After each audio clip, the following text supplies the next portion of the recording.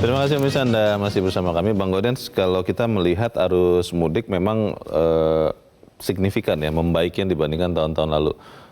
Saya belum pernah dengar ada yang mengeluh kemacetan luar biasa, walaupun beberapa teman mengalami macet beberapa hari setelah Lebaran. Mereka jalan-jalan kemana-mana. Tadi kalau kita lihat ada berita di Nagrek juga ada kemacetan, walaupun memang ya tidak berhari-hari begitu. Nah, pertanyaannya, sering sekali orang itu benar-benar konsentrasi karena memang sedang segar-segarnya itu untuk arus mudik. Arus balik itu baik pemudik maupun petugas itu kan sudah lelah juga karena mempersiapkan, mengawasi persiapan arus mudik. Biasanya relatif tidak pernah full lagi kekuatan maupun konsentrasinya. Nah, bagaimana kita bisa memastikan bahwa arus balik ini akan minimal sama bagusnya dengan arus mudik? Ya, memang ketika orang kembali ke kampung itu ada kegembiraan, euforia yang luar biasa ya. Dan sampai di kampung juga bertemu sanak saudara, menguras energi juga, sehingga baliknya itu tinggal tenaga sisanya. Karena itu di dalam editorial juga kita katakan perlu hati-hati. Itulah yang disebut cerdas mengelola mudik, balik. Cerdas baliknya itu harus cerdas juga, terutama di dalam mengatur jadwal kepulangan. Nah, paling banyak sama seperti ketika kepergian itu, orang juga pulang dari kampung itu, paling banyak itu pada saat malam hari. Ketika malam hari itu kondisi tentu tidak terlalu prima, itu yang pertama. Yang kedua itu penerangan jalan juga bisa membuat gangguan. Karena itu disarankan berangkatlah pagi hari sehingga sampai di Jakarta itu pada sore hari. Dan di jalan dari arah Jawa sampai Jakarta itu kan di kilometer 411 di Semarang itu kan sudah mulai dengan pemberlakuan satu arah gitu. Baik. Bang Gaudens, sebelum kita lanjutkan, kita sudah terhubung saat ini lewat saluran telepon dengan Menteri Perhubungan Republik Indonesia Budi Karya Sumadi. Pak Menteri, selamat pagi. Selamat pagi, Pak Leonard. Pak Budi, minal aidin wal faizin, mohon maaf lahir batin, Pak Budi. Baik, Pak Budi, kami mendapat informasi bahwa saat ini Anda sedang meninjau atau memastikan kesiapan transportasi laut ya. Pak Budi, boleh diceritakan Pak, bagaimana Pak? Ya, hari ini saya ke Kali Adem, satu pelabuhan di daerah Muara Baru, di mana secara tradisional pelabuhan ini mengantarkan wisatawan yang ingin ke Pulau Seribu. Dan memang kita selalu memantau ini. Ya maaf, beberapa tahun yang lalu terjadi kejadian. Dan hari ini saya lihat penumpangnya luar biasa banyak sekali. Nah, oleh karenanya saya mengunjungi di sini, satu tentu melakukan rem cek terhadap kapal-kapal yang ada. Dan yang kedua adalah memastikan manifest daripada kapal tersebut, di mana masing-masing kapal memiliki satu jumlah maksimal, itu kami kontrol. Ini saya lagi berhadapan dengan AODA, melakukan klarifikasi tentang klarifikasi apa yang mereka sampaikan dalam manifest dan memperlihatkan kapasitas kapal ini sebenarnya berapa. Nah, setelah itu saya akan minta kepada tugas mengecek satu-satu orang-orang yang ada di dalam kapal apakah sesuai dengan manifest. Berikutnya kami juga lihat bahwa kalau dilihat dari kapasitas ini melebihi dari kapasitas. Jumlahnya banyak sekali, mungkin kapalnya kurang, mungkin ya. Jadi saya sedang menghubungi ASDP dan beberapa stakeholder kapal untuk menambahkan jumlah kapal yang ada di sini.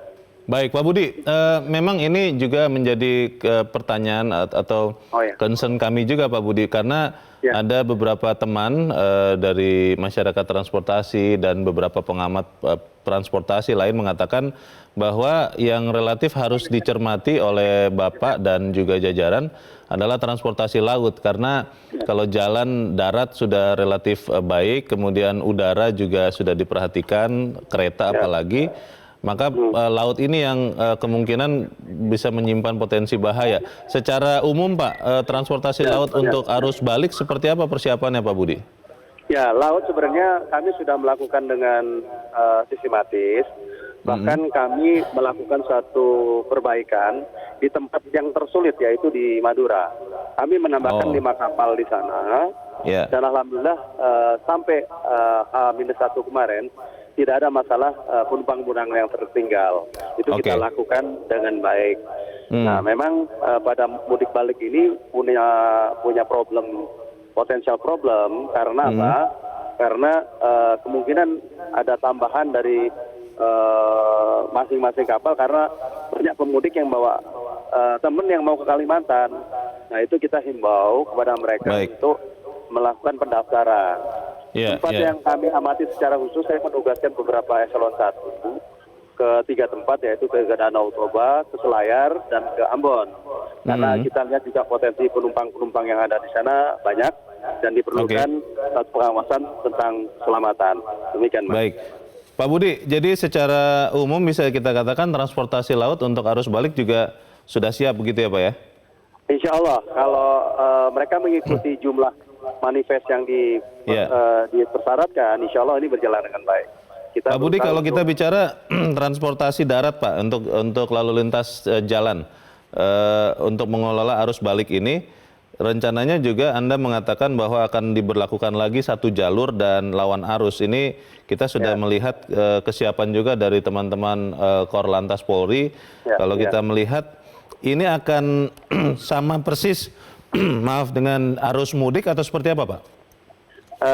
Saya pertama kali terima kasih dengan Kakor Lantas dan stakeholder di lapangan sudah melakukan memutuskan suatu policy, dan memang kesepakatan kita bahwa apa yang dilakukan adalah kewenangan dari Kakor Lantas untuk memutuskan.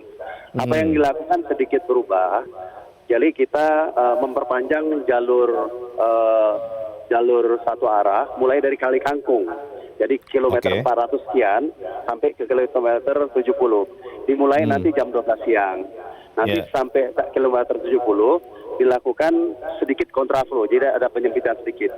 Kontraflow sampai kilometer 29. Sehingga ini diharapkan teman-teman yang akan ke Bandung tetap jalan gitu. Tapi tentang waktu jam 12 itu dimulai atau tidak akan dilihat situasinya. Kalau situasional ya. Kali Kangkung itu bertambah, maka mereka bisa memajukan.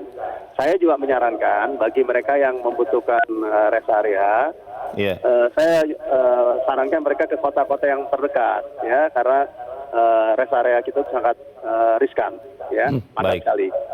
Baik, sosialisasinya sudah sampai Pak kepada para calon pemudik atau yang akan balik Pak? Saya pikir sudah, karena saya harus berterima kasih pada semua TV-TV, Metro TV, TV-TV yang lain yang sudah mengumumkan ini secara intensif sejak tadi malam sampai subuh disampaikan. Saya harapkan masyarakat mendengar dan juga beberapa.com melakukan itu. Ya. Baik, terima kasih Pak Budi Karya Sumandi. Selamat bertugas kembali Pak. Selamat pagi. Terima kasih. Selamat pagi. Bang Gaudens, kita akan bahas selepas jeda, dan pemirsa tetap bersama kami. Editorial Media Indonesia segera kembali.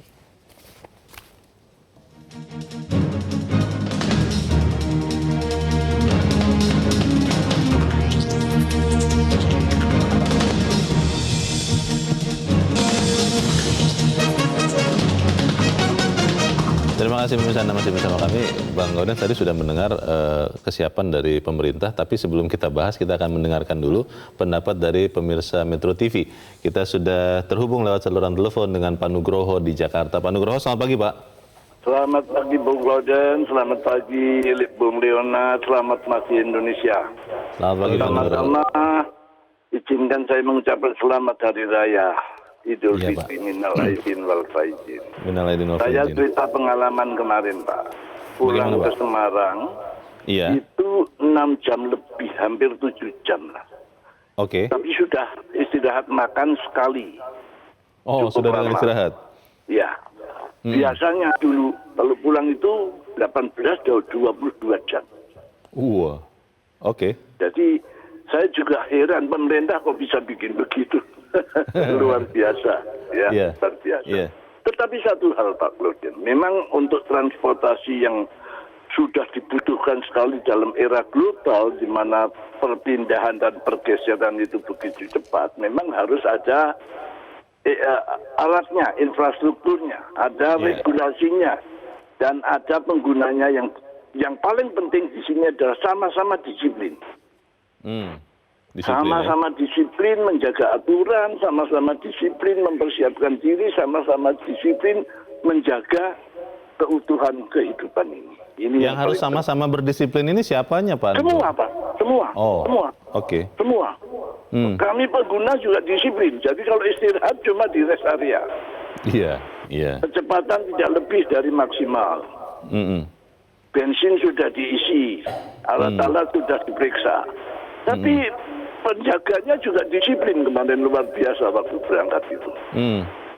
Petugasnya. Sekarang kami sedang pulang. Sedang pulang ini kami. Mudah-mudahan juga bisa 6 jam 7 jam begitu. Jadi dalam hal ini memang sangat penting. Tapi saya pikir sebagai yang dikatakan dalam editorial tadi, Indonesia ini negara kepulauan, Pak. Saya masih merasa betapa sulitnya hubungan antar pulau itu. Kenapa, terutama Pak? untuk barang komoditi. Kalau manusia bisa terbang. Tapi kalau ngangkut komoditi berton-ton harus terbang itu mahal sekali. Kosnya berapa ya, Pak? Jadi saya kira berikutnya tol laut harus diperhatikan. Tol laut, baik. Ya, jadi saya kira memang mau tidak mau untuk negara yang maju dengan negara yang sebesar ini dan seluas ini, kepulauan lagi, maka transportasi dan pergeseran itu harus dijaga betul, terutama untuk hari raya dan hari-hari besar. Baik. Mudah-mudahan pemerintah Jokowi tetap konsisten. Baik. Terima kasih Pak Nugroho di Jakarta. Selamat pagi, Pak. Perkuat transportasi laut, intinya itu Bang Gaudens. Kita akan masih di Jakarta kepada Pak Syahril. Pak Syahril, selamat pagi, Pak. Ya, pertama-tama saya ucapkan minal aidin wal faidin, mohon maaf lahir dan batin. Mohon maaf lahir batin, Pak. Ini saya menghimbau ya tahun ke depannya ini. Budaya mudik ini hendaknya kita lihat dari sisi yang lain lah, sisi yang sangat urgen sekali, yaitu apa itu, Pak?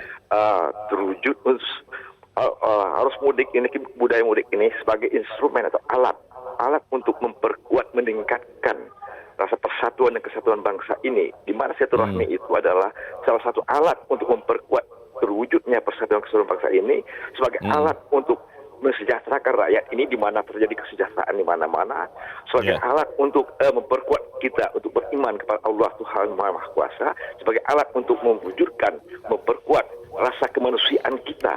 Dan saya mohon para Menteri Perhubungan untuk meninjau ulang kebijakan-kebijakan yang diambil oleh industri penerbangan, transportasi udara. Kita lihat sekarang tidak didukung oleh transportasi udara dengan alasan merugi. Sebenarnya mereka tidak merugi, hanya mengurangi keuntungan yang telah mereka pupuk selama ini sedemikian banyaknya. Tetapi bukanlah merugi, mengurangi keuntungan.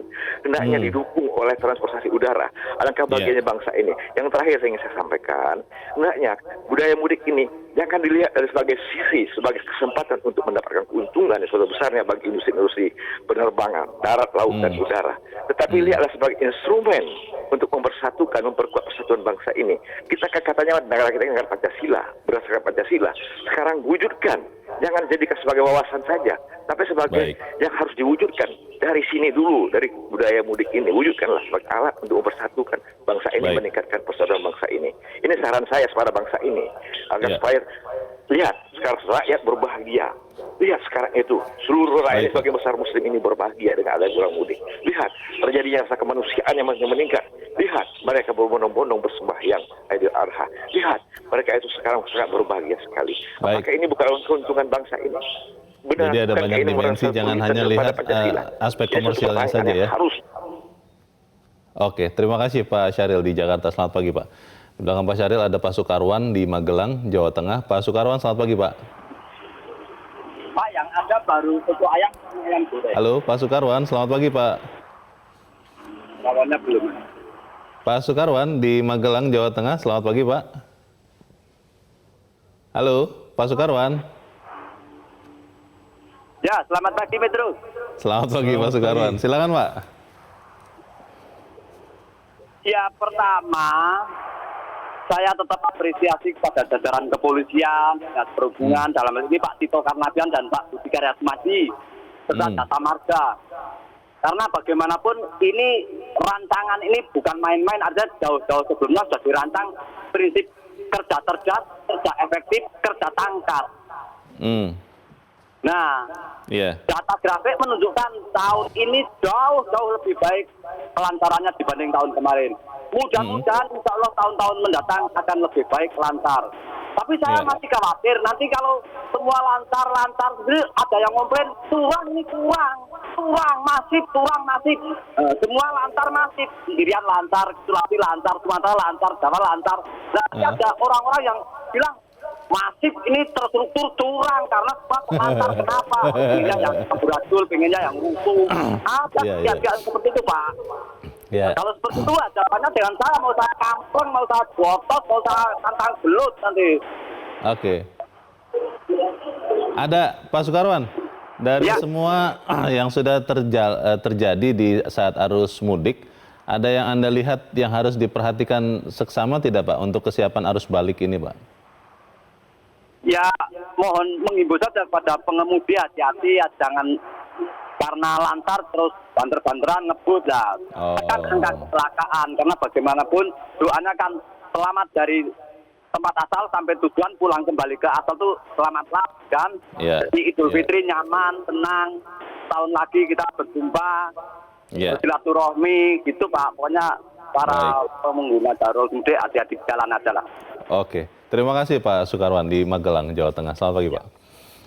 Para pemirsa menyorot dengan seksama, tapi nanti kan kita bahas di bagian berikutnya, dan pemirsa tetap bersama kami, Editorial Media Indonesia segera kembali.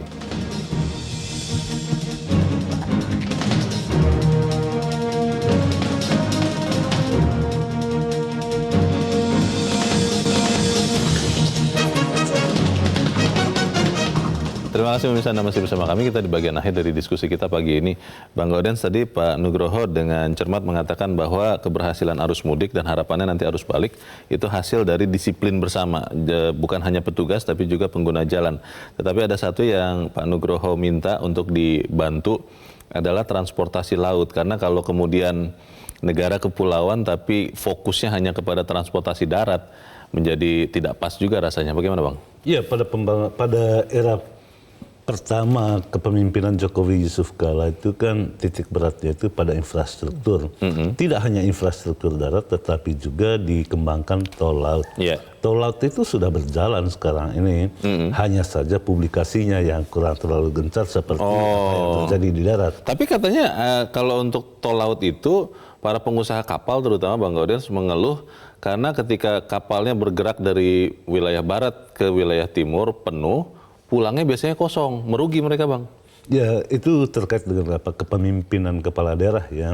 Mestinya itu kan ketika kapal itu singgah di satu daerah, potensi daerah, hasil-hasil pertanian atau hasil apapun yang ada di daerah itu bisa diangkut kan. Nah, ini yang tidak terintegrasi dengan baik, dan saya kira pada periode kedua itu penekanan kalau Jokowi dilantik lagi, penekanannya pada pembangunan sumber daya manusia, mudah-mudahan pembangunan manusia di daerah itu jauh lebih bagus lagi, supaya mereka bisa kreatif, tidak terkungkung pada pada kebiasaan lama gitu.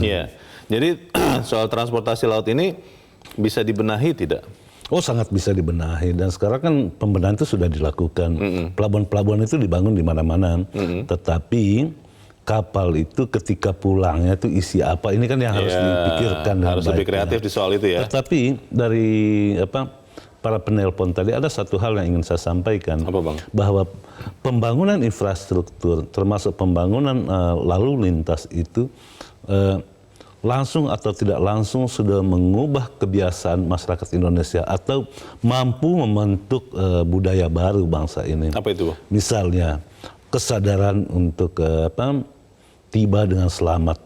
Itu berarti ada kesadaran untuk berjalan di jalan raya dengan penuh kehati-hatian. Orang ingin sampai tiba di rumah itu dengan selamat, karena itu di awal editorial dikatakan bahwa sudah tidak lagi ada mudik horor, tidak ada lagi seperti dulu, dan selalu kita suarakan melalui forum ini, jangan sampai mudik itu orang setor nyawa. Oke, soal arus balik ada rencana beberapa rekayasa lalu lintas, itu sudah cukup tersosialisasikan tidak kepada para pengendara yang akan melakukan arus balik ini? Ya harus diiringi dengan sistem informasi yang tertata dengan baik. Yang dimaksud sistem informasi tertata dengan baik itu misalnya secara terus-menerus diinformasikan dengan beragam platform.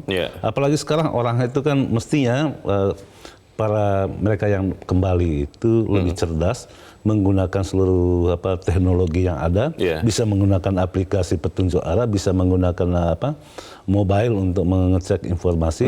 Karena itu pemerintah secara berkala menyampaikan informasi di jalan raya sehingga orang bisa lihat lewat mobilenya tuh, lewat gadgetnya tuh update informasi, sehingga orang bisa memutuskan. Dan paling penting juga ya, karena sekarang tuh lewat tol, ya isilah kartu tol itu dengan dan sampai saldonya kurang. Sering kejadian begitu. Seperti itu. Kalau untuk para pengemudi sendiri apa pesan yang bisa kita sampaikan, Bang, supaya sama-sama cerdas ini dalam melakukan arus balik? Ya kalau pengemudi harus dipisahkan. Kalau pengemudi angkutan umum itu sudah terseleksi dengan baik, karena sebelum dilakukan mudik itu, pemerintah sudah mengecek kesehatan pengemudi maupun psikologisnya. Dan untuk pengemudi kendaraan pribadi seperti yang dikatakan di editorial itu, ada dua hal yang paling penting itu. Yang pertama itu kebugaran fisik dan kebugaran emosional. Kestabilan emosional itu kan sangat penting supaya saling menghargai di jalan. Yang dibawakan itu adalah manusia, hargailah nyawa itu. Baik, semoga kita benar-benar nanti akan cerdas mengelola arus balik ini. Bang Gaudensius Suhadi, terima kasih Bang sudah di sini. Selamat pagi. Pagi loh. Pemirsa, kelancaran pengelolaan mudik dan arus balik bukan semata-mata cermin keberhasilan pembangunan infrastruktur. Lebih dari itu, kelancaran dan kepatuhan berlalu lintas sesungguhnya adalah cermin peradaban sebuah bangsa. Harus tegas dikatakan bahwa seluruh kebijakan yang diambil pemerintah tidak berdampak apa-apa kalau tidak disertai kepatuhan berlalu lintas demi keselamatan dari masyarakat sendiri. Bangsa ini semakin beradab sehingga mudik horor dan setor nyawa di jalan raya tinggal cerita. Semoga itu yang terjadi. Saya Leonard Samosir, terima kasih Anda sudah menyaksikan. Selamat pagi.